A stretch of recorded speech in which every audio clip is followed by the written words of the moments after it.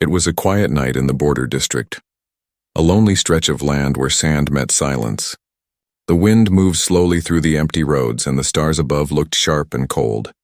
Most people were asleep, except for a few truck drivers passing through and one man sitting outside his diner. His name was Harlan Briggs, a stern man in his 40s, tall with strong shoulders and eyes that saw everything but spoke little. He liked peace, silence, and coffee. His diner was the only one open for miles, and he liked it that way. But that night, peace did not last long. At first, he thought it was lightning, a flash across the desert sky. Then came another flash, brighter this time, blue and white like fire and ice mixed together. The air shook. A deep boom rolled through the ground. Harlan stood up, his cup falling from his hand and breaking on the floor. Something had crashed out there, near the canyon road. The few people awake that night saw it too. A burning trail in the sky that vanished behind the hills. Some said it was a plane. Others whispered about UFOs. But no one dared to go look. Except Harlan. He grabbed his jacket and flashlight and drove his old truck into the desert. Dust rose behind his tires and the radio hissed with static. The air smelled strange, metallic, sharp, and cold. When he reached the crash site, the sand was scorched black in a perfect circle. No fire, no wreckage, only silence. And then he heard something. A soft sound like crying. Harlan turned his light and froze. A woman was walking out of the shadows. Her clothes were torn and shining faintly like silver cloth under the moonlight. Her skin was pale, almost glowing, and her eyes were bright blue, glowing like small stars. She looked lost, weak, but not afraid. "Are you all right?" Harlan called out. The woman looked at him, confused. She opened her mouth to speak, but her words came slow and broken. "Help, please. Need work. Need stay." Harlan frowned. "Work, stay? Out here in the middle of nowhere?" He drove her back to town. She said her name was Lyra, that was all. No last name, no address. She didn't carry a phone, wallet, or even shoes. Just a small metallic pendant around her neck that pulsed with faint blue light. When they reached the diner, Harlan gave her a cup of water. She drank fast, like she hadn't had any in days. Her hands shook slightly, but when she looked at him, her eyes were calm, kind, and strange, like they could see through him. "Where are you from?" he asked. Lyra paused. "Far," she said softly. "Very far." Harlan didn't push her. He just nodded, though every part of him wanted answers.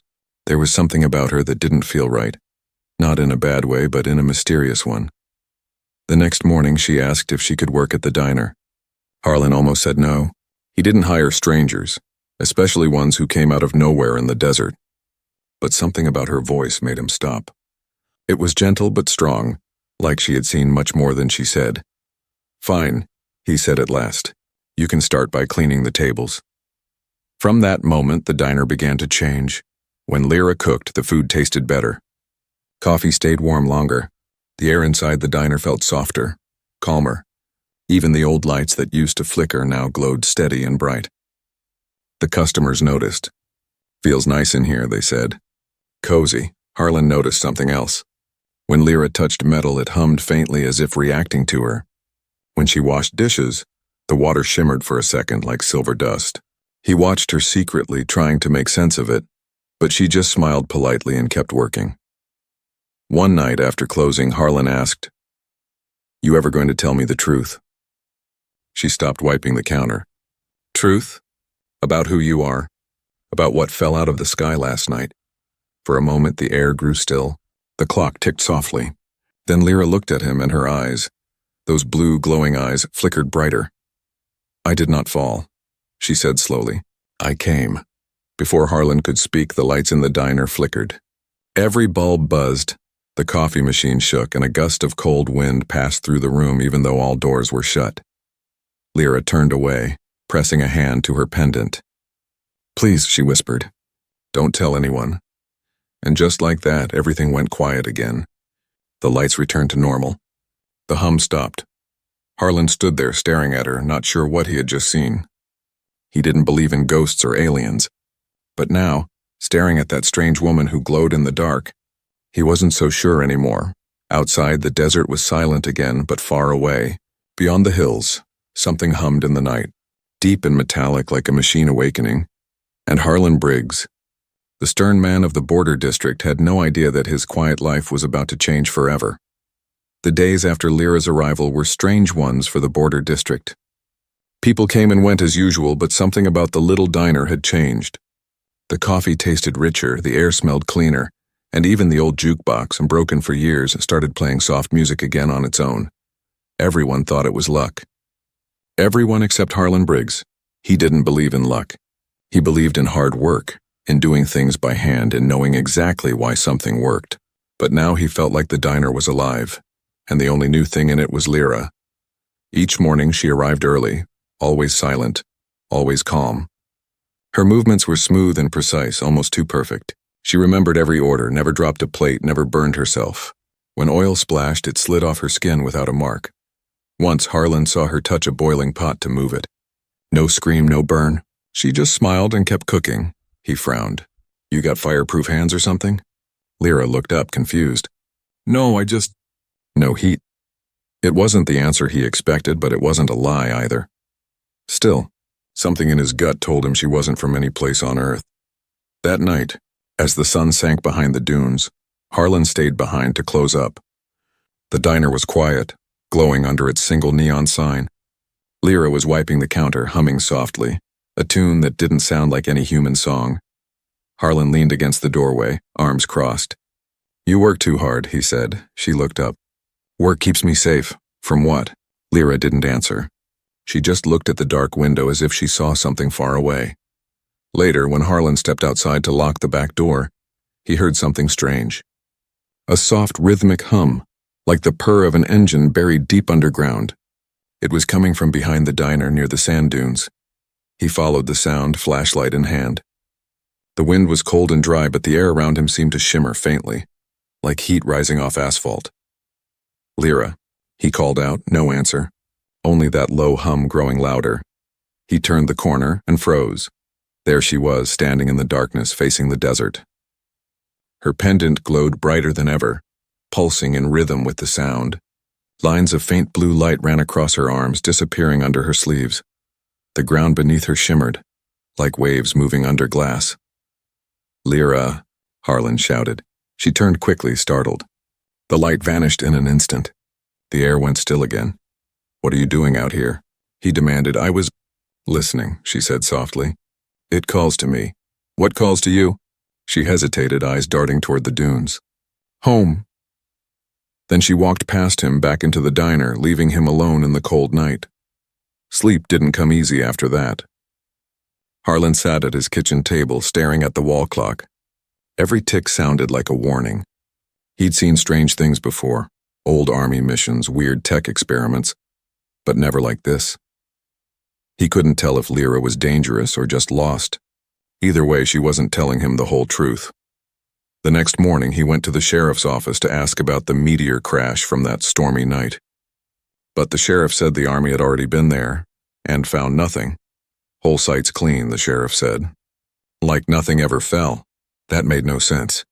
Harlan had seen the burnt ground with his own eyes. He'd found Lyra there. He drove back to the diner, his mind heavy with doubt. That evening, the diner was busier than usual. Truckers laughed, music played, and Lyra worked behind the counter like she'd been there her whole life. She even made a little boy stop crying by touching his scraped knee. The cut vanished instantly. Everyone clapped, thinking it was a trick. But Harlan saw it up close. The skin closed, smooth as new. No scar. He looked at her in disbelief. She met his eyes. And for a moment, he saw sadness there, deep and endless. After everyone left, Harlan locked the door and turned off the lights. "You healed that boy," he said quietly. "How?" Lyra stood still, her face calm but her voice trembling. "Where I come from, healing is easy. We fix, not destroy. Where you come from?" he asked again. "You mean another country?" She shook her head slowly. "No, another place, far beyond the sky." The words made his chest tighten. "You're saying you're not human?" "I am more," she whispered. "But I mean no harm." The lights flickered again and her pendant began to glow. Harlan stepped back, staring in silence. He didn't know what scared him more, the truth in her words, or the strange feeling that deep down, he believed her. Outside, the wind picked up, carrying the sound of engines, not from cars but something else. something bigger. And as the stars blinked above the desert, Harlan Briggs realized his quiet world was standing on the edge of something far greater than he could understand. The desert was quiet again, but not peaceful. For Harlan Briggs, the silence had weight now, heavy and full of questions he couldn't stop asking. Ever since that night behind the diner, he couldn't get the image out of his head. Lyra standing in the dark, her body glowing with blue light, whispering to something unseen. Every time he tried to tell himself it was just a dream, he'd see the little boy's healed knee and know it was real. Something was out there. Something she wasn't telling him. For 2 nights, Harlan watched her closely. She worked like nothing had happened, quiet, polite, gentle. But her eyes always drifted toward the desert, especially at sunset, as if she was waiting for something. On the 3rd night, Harlan saw it again, a faint flicker of blue light far beyond the hills. He grabbed his flashlight, slipped his revolver into his coat, and drove out on the dirt road. The radio crackled with static as he got closer. The sky above shimmered with faint, swirling lights, not stars, but something moving slowly, pulsing like a heartbeat. Then he saw it, half buried under the sand, hidden between 2 rocky ridges. A ship, not like any plane or drone he'd ever seen. It was smooth and curved, shaped like a silver seed split in half, covered in symbols that glowed faintly under the moonlight. The air around it hummed, soft but alive, and there, standing beside it, was Lyra. She didn't see him at first. She was kneeling beside the ship, her hand pressed against the surface. The metal seemed to respond, glowing where her fingers touched it. She was whispering softly in that strange language again. "Lyra," Harlan said quietly. She turned sharply, eyes wide. For a second she looked scared, truly scared. Then she sighed. "You shouldn't be here." "I could say the same," he said, stepping closer. "What is this?" Lyra looked back at the ship. "Home," she said simply. "Or what's left of it." Harlan circled the wreck, studying it. "You crashed here?" "It was not a crash," she said. "It was an escape." "Escape from what?" She hesitated. Her voice dropped. "From war. From those who wish to burn worlds." Harlan didn't know what to say. The wind whispered between them, carrying the hum of the ship. Lyra touched her pendant. "My vessel was hit. I fell here. I can't go back without the core crystal. It gives life to the ship. Without it, I will fade too." "Fade? My kind do not die like humans," she said softly. "We stop shining." Her words were calm, but her eyes were full of fear. Harlan crouched beside the ship, running a hand over its surface. It was warm like skin. "Does anyone else know about this?" "No, but they are looking." She pointed to the horizon where faint lights glimmered. "Your soldiers search every night. They took the crystal. They think it is their discovery." "The army," Harlan muttered. "They cleaned the crash site," Lyra nodded. "Yes, and they will come here soon. They can feel the signal." He stood, thinking hard. He should have walked away, called someone, maybe the sheriff, maybe the base. But something in him refused. Maybe it was curiosity. Maybe it was her voice. Maybe it was the thought that she wasn't a monster, just lost. "You need that crystal to leave?" "Yes. And without it, you'll die?" Her blue eyes met his. "Yes." The wind blew stronger now, and the ship began to pulse again. Lyra pressed her hands against it, whispering words that sounded like singing. The light grew brighter, rising and falling like breath. Harlan took a step back, watching in awe. "You're trying to fix it, aren't you?" "I am trying to live," she said quietly. The ship made a low rumbling sound. Then suddenly a holographic image flashed above it. A world of floating islands, glowing cities, and silver skies. For a second, Harlan could see it, her world. And then, just as quickly, it vanished. He stood frozen. "That's where you're from?" Lyra nodded. "Once, but maybe no more." Her voice trembled for the first time. "They destroyed it. My people ran. Some came here long ago, to watch this world, to protect it, but I failed." Harlan felt something shift inside him. He had spent his whole life thinking the world was small, ordinary, predictable. But now, standing beside that glowing ship and the strange woman who fell from the stars, he felt tiny, and yet alive in a way he hadn't in years. He looked at her and said, "Then we'll get your crystal back." She blinked, surprised. "You would help me?" He shrugged. "You fixed my diner, didn't you? Guess I owe you one." A small smile touched her lips. the first real smile he'd seen. Then we move before the soldiers find us. They are close. Harlan turned toward the horizon. In the far distance, faint lights were moving, trucks, headlights, and the sound of engines growing louder. The army was coming. He looked back at the ship, glowing like a ghost in the desert, and then at Lyra, who now stood tall and fearless in the moonlight. Whatever she truly was, he knew one thing. He couldn't let them take her. Not now. Not ever. The next morning began with the sound of helicopters. The sky above the border district, once quiet and clear, now throbbed with noise. Long gray vehicles rolled down the single dusty road. Soldiers in dark uniforms spread through the town, carrying scanners that beeped and flashed. The army had come. They said they were studying meteor fragments, but everyone knew something bigger was going on. They searched the desert, the hills, and even behind the diner, and that was exactly where Lyra was hiding. Inside the diner's basement, Lyra sat in the shadows.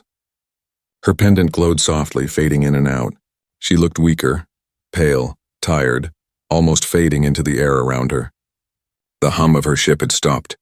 The crystal that powered her was gone. Upstairs, Harlan Briggs wiped the counter, pretending everything was normal. But every clang of boots outside made his heart pound faster. He could hear the soldiers talking. "Commander says we're close. Something's giving off readings near here. Maybe under the ground. Could be alien tech. They were getting too close." When Captain Briggs, a tall man in a black cap, entered the diner, Harlan almost smiled at the irony. They shared the same last name, but they couldn't be more different. "Morning, sir," Harlan said, keeping his tone calm. The captain looked around the diner like a hawk. "We're checking all buildings within 5 miles of the canyon. You seen anyone new around here lately?" Harlan dried a cup. "This town gets travelers all the time. Truckers, drifters. You'll have to be more specific." The captain's eyes narrowed.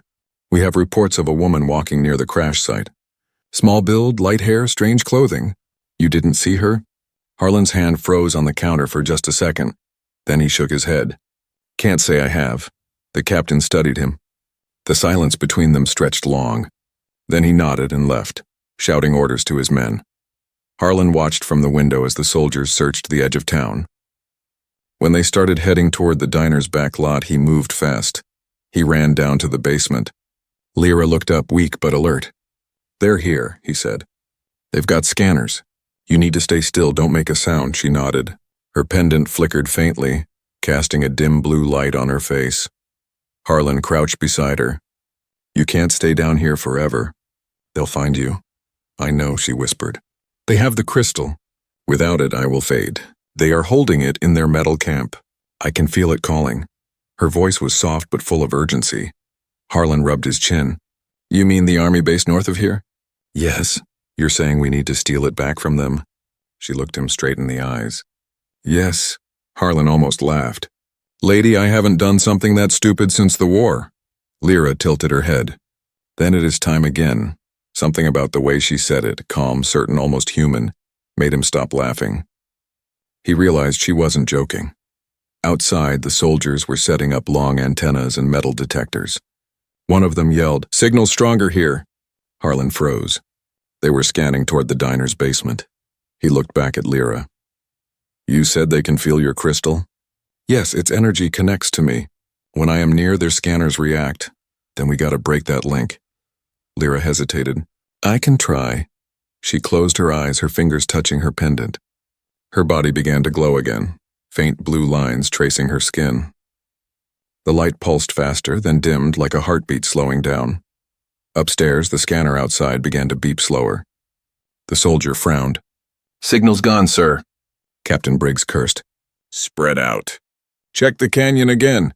Within minutes, the truck started pulling away.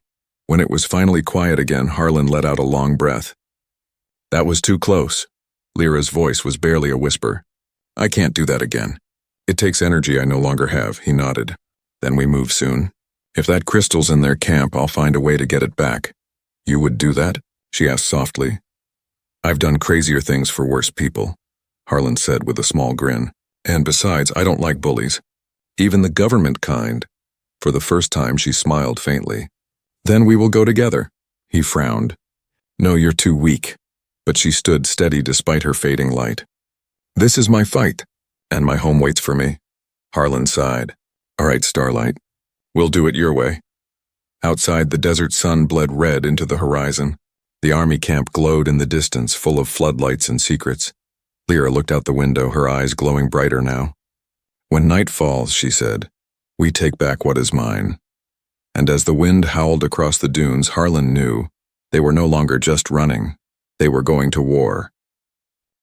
Night came slowly to the border district, wrapping the desert in deep shadows and silver light. From his diner window, Harlan Briggs watched the army camp in the distance, a cluster of floodlights and metal fences glowing like a second sun. He could see trucks moving, soldiers marching, and the sharp glare of spotlights sweeping the sand. Somewhere inside that camp was the core crystal, the small pulsing heart that kept Lyra alive. He poured himself a cup of black coffee, though he didn't really need it. His heart was already racing. Down in the basement, Lyra sat on the floor, weak but awake. Her skin was pale and her light dimmer than before. Still, her eyes were steady when Harlan came down. "Tonight?" she asked softly. "Tonight," he said. He unrolled a map of the desert, rough and wrinkled, and laid it on an old crate. He pointed to a circle drawn in black ink. "The camp. They've got fences, sensors, and guards all over," he said. "But there's a drainage path here. It leads right under the fence line." Lyra leaned closer, studying the lines like she'd seen maps 1,000 times before. "You have done this before," she said. Harlan gave a dry laugh. "Not exactly. Last time I broke into a place, it was a supply depot, not a secret alien hunting base." She tilted her head, curious. "Why help me, Harlan Briggs?" He looked at her, really looked at her, glowing faintly in the half-dark. "Because I think you're telling the truth, and because you don't deserve to die on this damn planet." Her eyes softened. "Then we go together." Before leaving, Lyra placed her hand over his. For a moment, a faint blue spark passed between them. "You will need to move unseen," she said. "I can bend the air around us for a short time." "Bend the air? Hide us from their eyes. Like a cloak?" She nodded. "A cloak of light." Harlan raised an eyebrow. "Well, that's new." They left the diner after midnight. The town was asleep, the wind cold and dry. The stars above glittered like a million eyes watching. As they crossed the dunes, Lyra lifted her hand.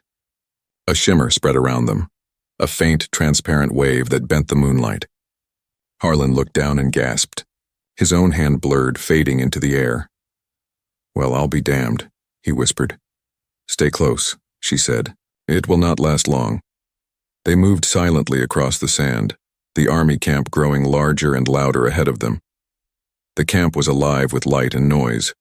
Generators hummed, guards walked their routes, and in the center stood a massive tent marked with warning symbols. Through the fabric, Harlan could see a faint blue glow, the crystal. "That's it," Lyra whispered. "My heart," Harlan nodded. "All right, let's keep it simple. In and out. No hero stuff." But fate didn't care about simple plans. They slipped through the drainage tunnel, crawling through dirt and metal until they reached the camp's edge. The hum of machines grew louder. When they climbed out, Lyra's glow dimmed, her power fading fast. Harlan moved quickly, leading her between stacked crates and parked trucks.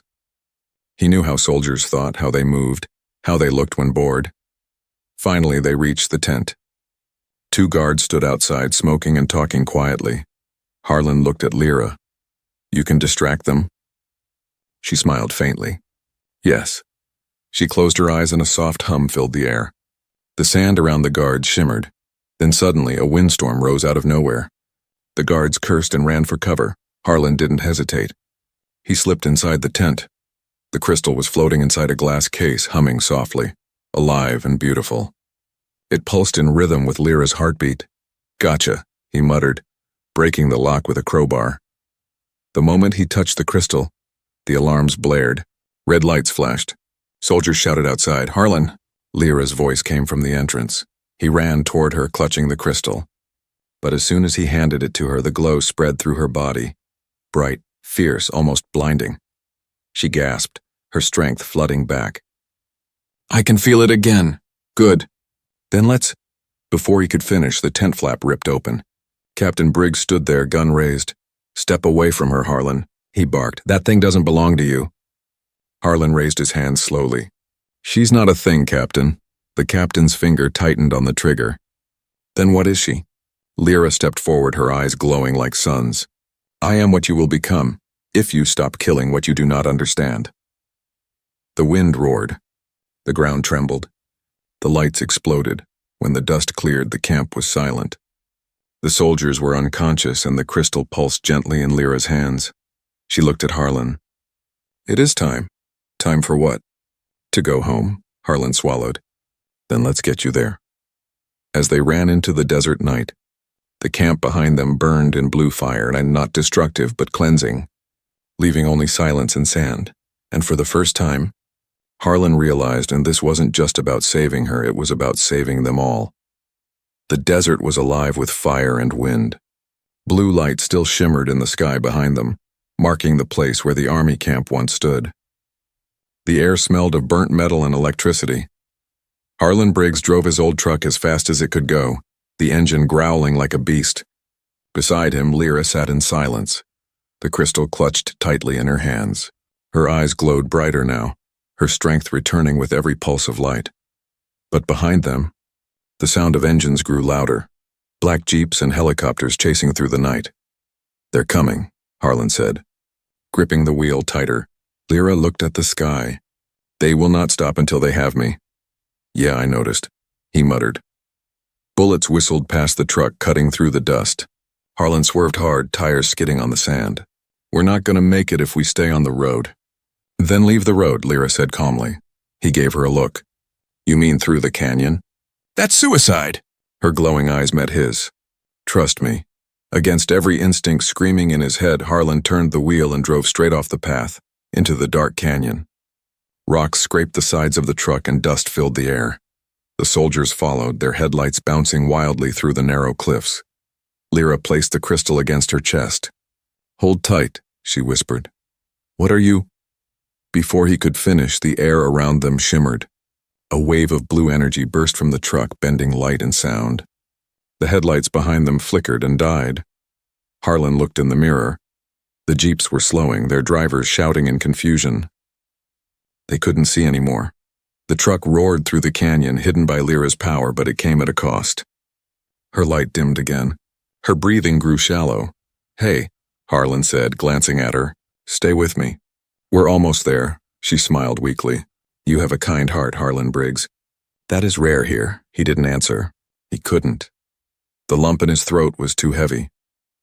When they finally reached the open desert again, the moonlight revealed the familiar ridge, the place where her ship lay buried.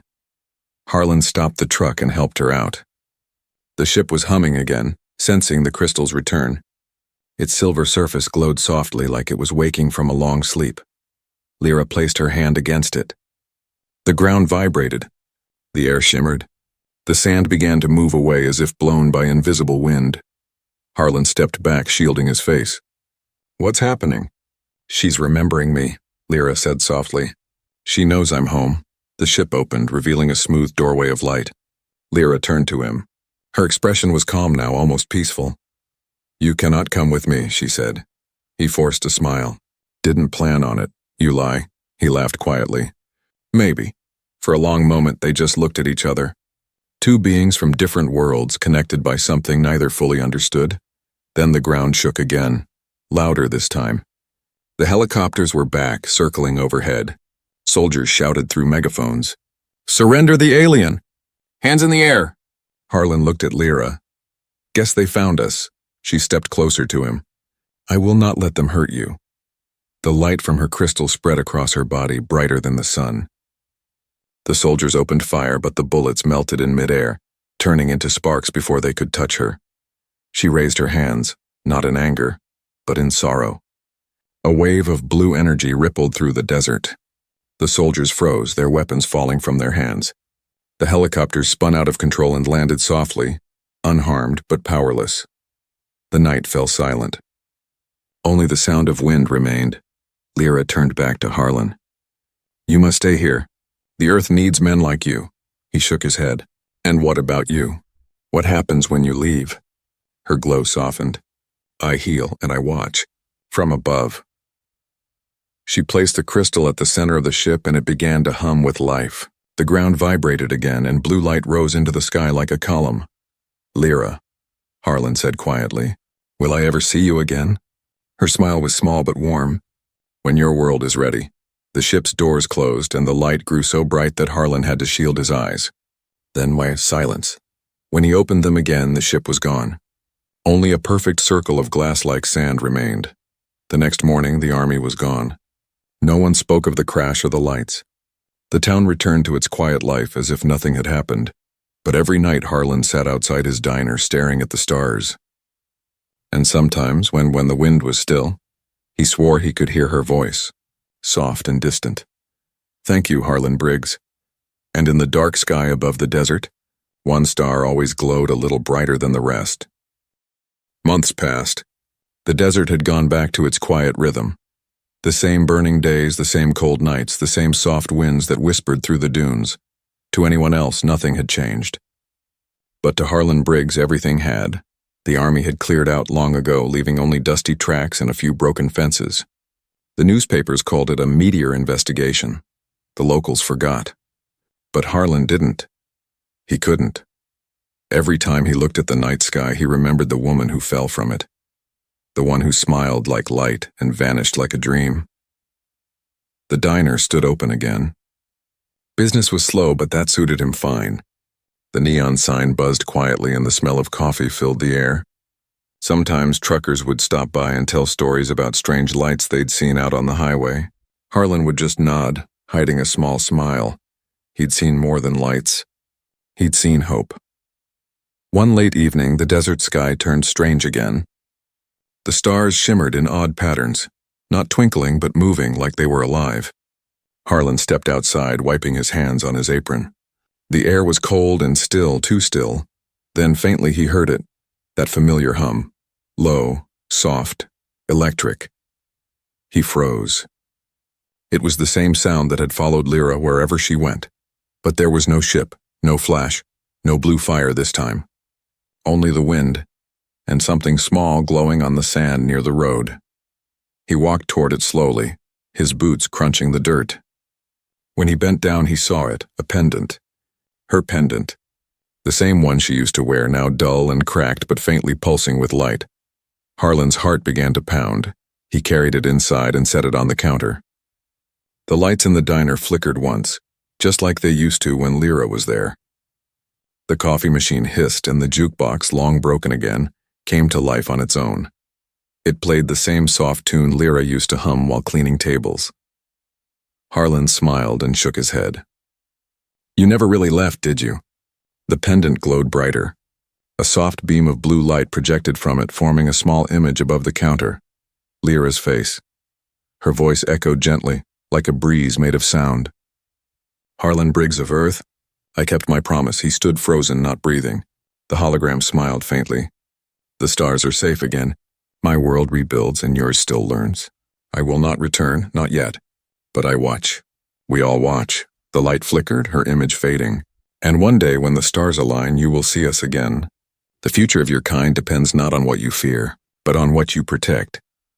The message ended with a pulse of warmth. The pendant dimmed, then went still. Harlan stood there for a long time, his throat tight, his eyes wet though he didn't notice.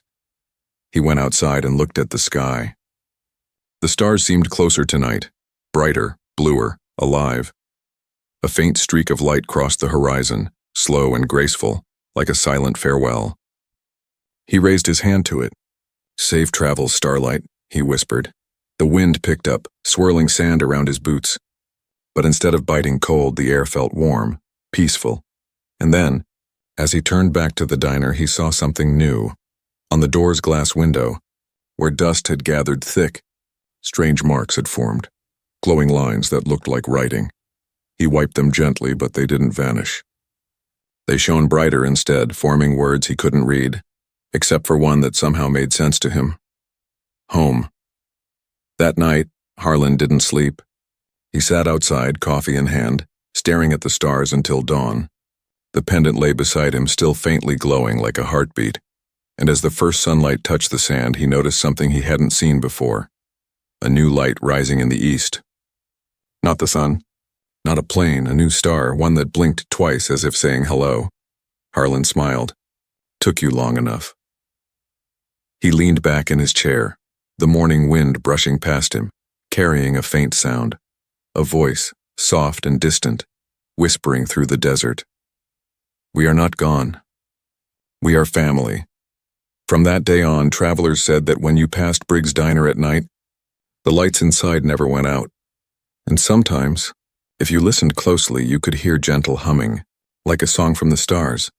And up above the border district, one star always glowed brighter than the rest, a promise from the woman who fell from the sky.